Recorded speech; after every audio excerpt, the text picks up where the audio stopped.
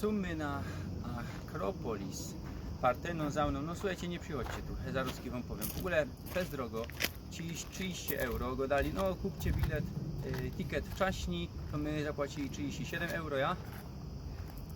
No, bo go dali takie raje, srogie raje, żadnych rajów nie ma, a je południe, je niedziela, je sierpień, pora jakichś kamieni, no wiadomo, że to są starożytne zabytki, kaź rusztowania, nie idzie do tego w ogóle wleść.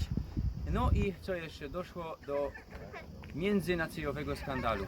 Klipsnął, że fana, że bilda ze śląską faną, poros baba gwizdże, że składać ta fana, godo, że jak jeszcze raz ta fana wyciągna, to mnie wyciepnie, godo, żadnych bildów, żadnych fan. Ciekawe jakby to było amerykańsko fana, izraelsko fana, na zicher nie byłoby czegoś takiego. I no myślą z oki, myślę, że nawet jakby to była polsko fana, to nie byłoby aż takiego problemu. I no ona na zicher nie wiedziała, co to jest za fana. Ja jej godą, że to jest fana naszej nacji, ona godą, nie ma.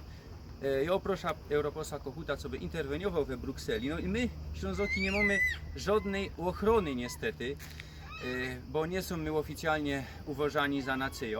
No ale kiedy ona zrobiła haja, idzie z tego też zrobić haja, ja się czuję fest pokrzywdzony.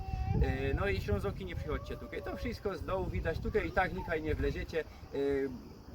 Pora kamieniów na kupie, nie przychodźcie tutaj.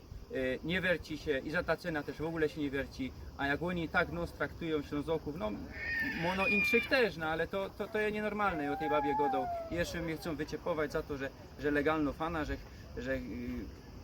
wniósł, no to jest nienormalne. Ostatni raz jeżdżę tu i mam nadzieję, że żaden Ślązok tutaj nie przyjedzie, chyba że będą coś interweniować, europoseł Kochut mono coś załatwi, no i zrobi się z kuli tego haja.